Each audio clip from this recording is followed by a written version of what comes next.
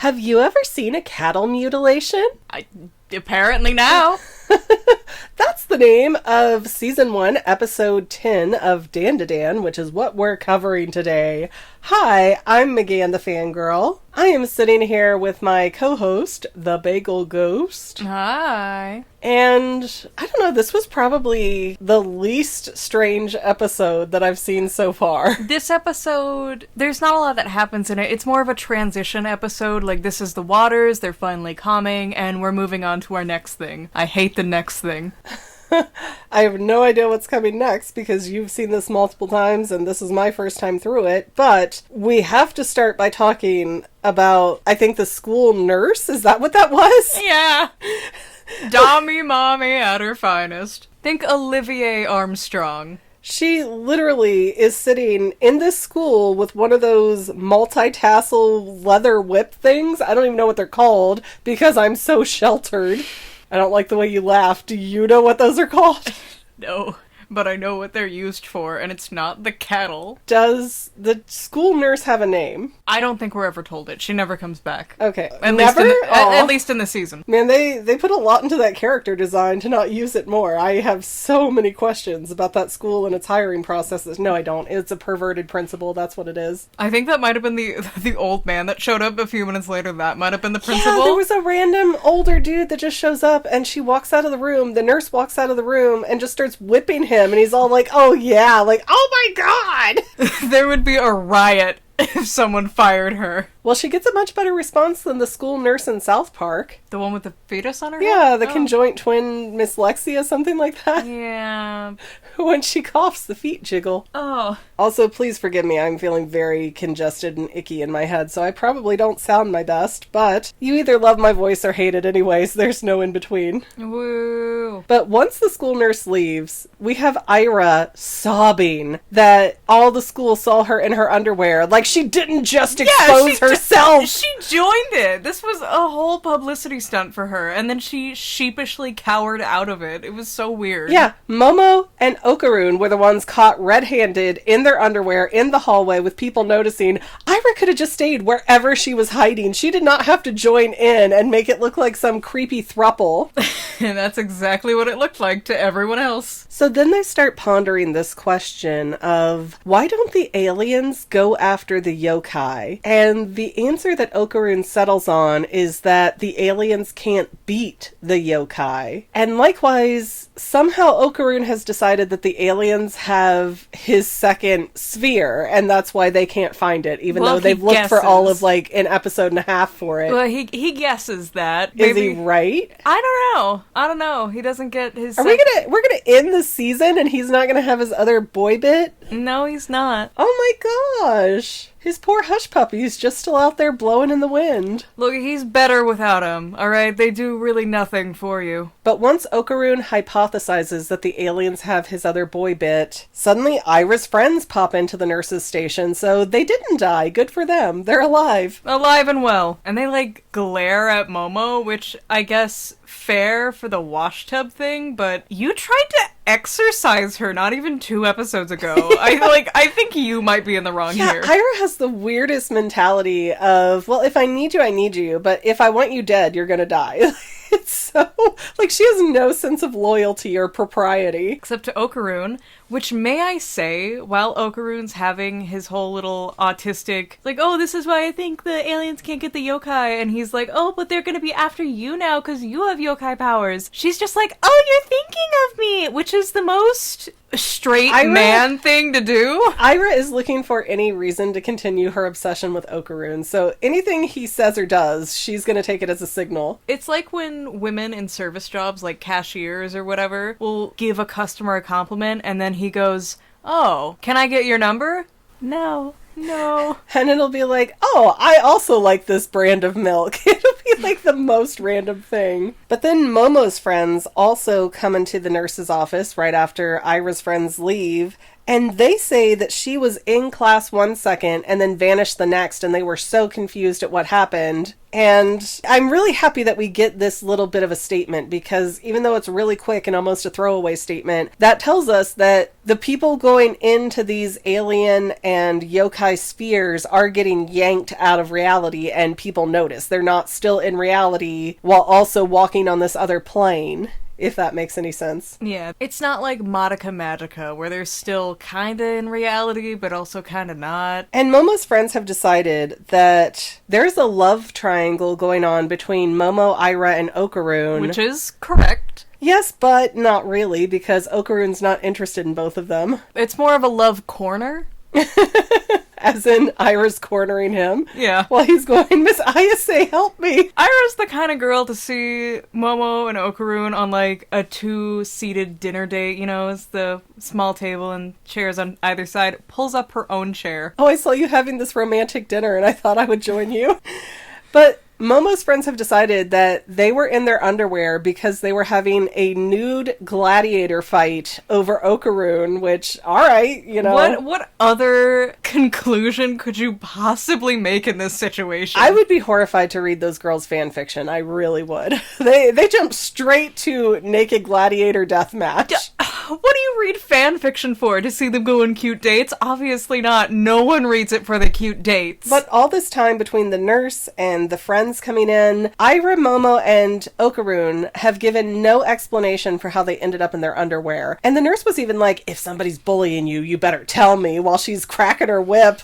Like, my goodness. At that point, you just throw out a name. I feel like the nurse is also the truancy officer who chases down the kids that don't show up to school, because she is very ready for corporal punishment. Even to her superiors, I suppose. I'll beat the sickness out of you. Your body needs to fight an infection? I'll fight it for you! But Aira then decides that she is going to solve this issue of people asking her what happened by saying that Momo did it. And she's going to start more rumors about Momo, and she does once she gets to class.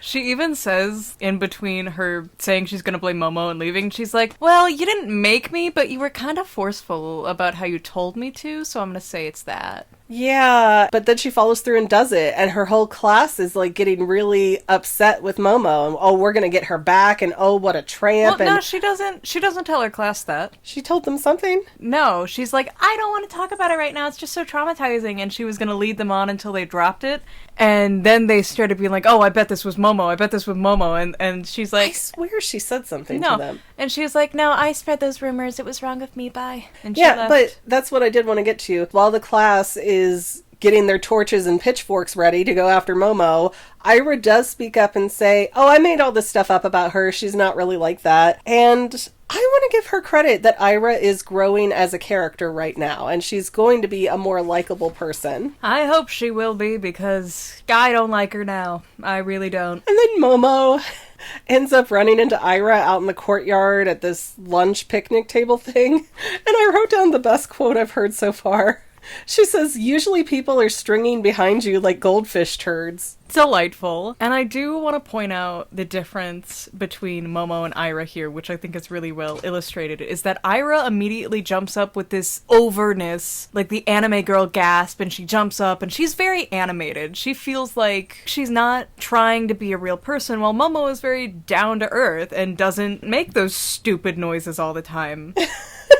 Or call herself a pretty heaven guardian girl. Yeah, it's very clear that Aira's trying to put herself in the Sailor Moon shoes while Momo's just cool. You know what, though? Aira has two friends that follow her around, but so does Momo, so I don't know why Momo's like, oh, you usually have all these people following you. Well, because it's not just the two friends. It's like being a concubine and then having your ladies in waiting. Here's what I think Aira. about Aira. I think that when Aira was a little girl and her mom died, her dad probably didn't know what to do. It was probably one of those situations of, well, it was your mother's job to love you and such. So I feel like she gets very exploitative for attention because she's lacked so much of it where she needed it most as a little kid. So she is kind of like a child in that sense, where she hasn't developed mentally past this need for, oh, look at me, look at me, look at me, because nobody was there to look at her. I guarantee you her father worked all the time. She maybe had a nanny or something, or a grandmother that looked after her, but then again, it's Japan. They give 3-year-olds a shopping list and say, good luck taking 2 buses there and back. Only the strong survive. Right? Don't you be passing on your weak genes. But I think that is really Ira's problem, is that she's always attention seeking because she has this very real need for attention from not having her mother, and her father probably being absentee. Fair. I don't I'm gonna get you to like Ira by the end of this. I don't like Ira. I really don't. I'll win you over eventually. I feel like this girl has growth to give. Just because you can explain her actions doesn't mean they're okay. But if you can understand somebody, at least that doesn't make it so terrible. It's not as bad as like, oh, she's just annoying to be annoying. It's much different when it's like, oh, she's actually being annoying because she's really emotionally stunted. And that sucks for her, but like...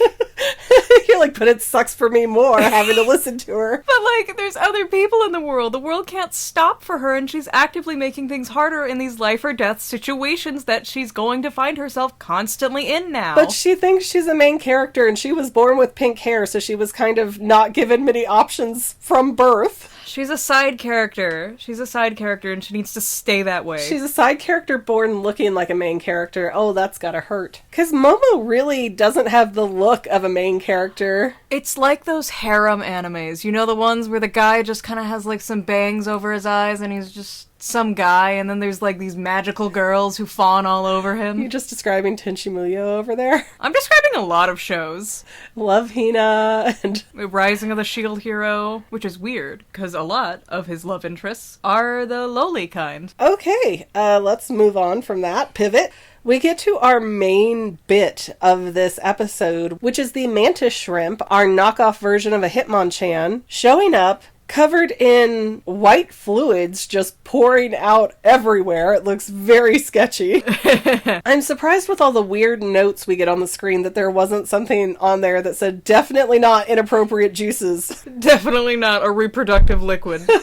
No baby gravy. And I find it weird that he even shows up, because didn't he merge 2 or 3 times over? Didn't he die? It's so hard to say. I don't know all of the ins and outs of Alien World. How did they unmerge, though? Yes. Did the Serponians die, or are they still kicking around, too? Of course. And Nessie? Who knows? I find it very confusing, because nobody else has shown back up after they've fought with Momo and Okarun. Shake the magic 8-ball and ask again. Ringo. And if you hear that magic jingling in the background, that's just Ringo the cat going, I've never had attention in my life. Let me just call for it now. Like Ira. But the mantis shrimp passes out and wakes up bandaged up in Grandma's house. Grandma Saito? I feel like they have not said her name other than that very first time we saw her. They say it a few times, but you just never hear it enough to keep it in your brain. I believe it's spelled Seito, so that'd be Sato. I thought it was Sato, but I think Sato actually might be a male name. Yeah, I wrote down that her name was Santa Dodoria, so that doesn't quite fit either. I don't know what her name is. I don't think they've said it. But anyways, we have the mantis shrimp waking up after having this nightmare of saying goodbye to this little kid and crying and I'm so sorry. I think that was a memory. It was still being experienced as a nightmare at that point because he passed out. So it could be a memory that he's having a flashback nightmare of. But we also don't know because this mantis shrimp could be a liar. We don't know anything about him or where he's from. Oh yes, the most beneficial place to lie is in your dreams. Exactly. That's where nobody's suspecting it, so that way you can get away with everything. And Momo's there going, see, Grandma, here's an alien. Now you have to believe in aliens. And Grandma's just like, nah, that's a kappa. I think they mean kappa, the little demons. It depends on how you want to pronounce it, because in Japan, a K-A would be a ka. Ah. So kappa. But the mantis shrimp gets up kind of like he's gonna fight everybody, but then he sees that they made him some curry, and instead he breaks down and cries, and, oh, you're so kind to me, and you bandaged me, and you're so wonderful. The Netflix subtitles that we had were really wrong. Yeah, okay, let's back up for a second and talk about that. The mantis shrimp in the English dub is ununderstandable. You cannot understand a single thing that he is saying, especially while he's crying. So I put on the subtitles, which seem to be translating the Japanese text and not how it was translated into English, because those subtitles, they're like, I have the vague gist of what's being said, but they are not matching in the slightest. I understood most of what he said. He said something along the lines of, this is the first time anyone's given me proper medical attention. I'll never fight humans again. Yeah, what is this life that he lives on this other planet? It's so weird. And so then we do a jump cut to dinner where the mantis shrimp keeps grabbing up this sushi and going, gross, gross, gross, gross, something like that. And Granny gets so offended by it, she starts beating the bejesus out of the mantis shrimp. It is, but it can't be as expensive in Japan, right? It should be more of a dime a dozen thing over there. I'm sure there is expensive sushi, but I'm sure there's cheap sushi too, and you definitely feed the guests the cheap stuff if you have any sense in your head. That's the American way, at least. Japan is so polite, we would be kicked out immediately. Yeah, Japan is so polite that Granny is beating the heck out of this guy for eating too much. The country, not the people. And then it quickly degrades to Momo and Ira getting in a fight over the sushi and what each other is allowed to have. And then out of nowhere, Turbo Granny, who doesn't even have a digestive system because she's a porcelain cat, starts beating the heck out of Okaroon for eating the wrong sushi that she likes. Yeah, I think she's just looking for a reason to hit him. It turned into Super Smash Brothers Brawl for no discernible reason. It was like 1v1 duels happening separately. Like, you know the ones where it's tournament style and whoever wins goes to the next person? Like, it's all happening. Second of all, they put seafood and shrimp in sushi. Why would the shrimp mantis be a cannibal and eat this sushi? Well, what does shrimp eat? Could be tiny fish. I don't know, whatever krill is, probably. But here the mantis shrimp starts explaining that he works these odd jobs as like a bodyguard hitman type of guy because he needs money due to his son's sickness, where every time he poops he loses all his blood and needs a new transfusion every day. Which, at that point, just let him die.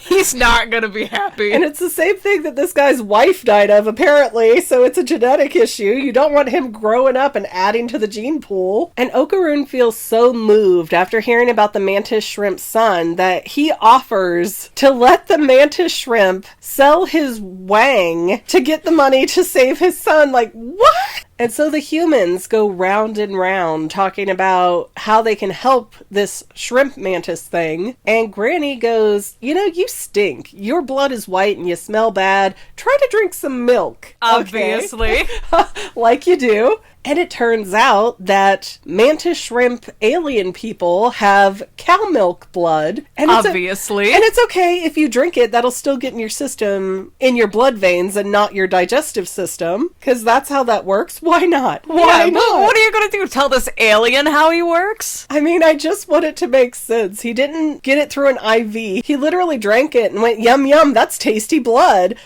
Sir, I think you might be a vampire. He then went on to say, like, oh, wait, but our blood is thicker than this. Yeah, and that's because humans pasteurize milk. But the solution that Grandma comes up with, and I don't know what to think about this, it was so random. She goes, oh, I know this dairy farmer. I'll get him to give you one of his cows. Like, he's not earning income off of that cow. It's not part of his livelihood. You can just have this cow that probably costs several $1,000s to replace. Well, you can get anything for free if you just don't tell someone that you're taking it. And I wonder if they did or not, because we do see that kind of classic alien trope of the cow getting taken up the projector beam into this massive spaceship. That has his little crab eyes. Yeah. And if you can afford this, my sir, if you can afford interstellar travel like this, my sir, and a giant mansion of a spaceship for your little tiny self, you are not poor. You just don't want your son.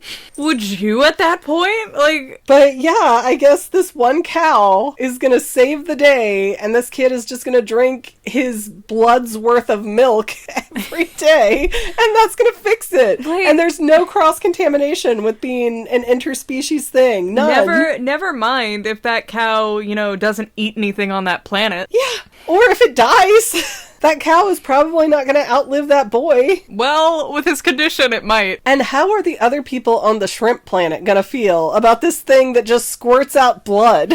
I feel like this generates so many questions. I want to see this society so badly. Well, we might. He might come back. He said he'd come back. Yeah, right before he takes off in his giant spaceship, he goes, "If you ever need me, just call my name and I'll come running." Like, how? You didn't give them a special communicator or anything. Or tell them your name. Right? What is a shrimp person? Yeah, just scream out some probably offensive shrimp slurs. I know his name. It's Hitmonchan. You're one in a Krallian!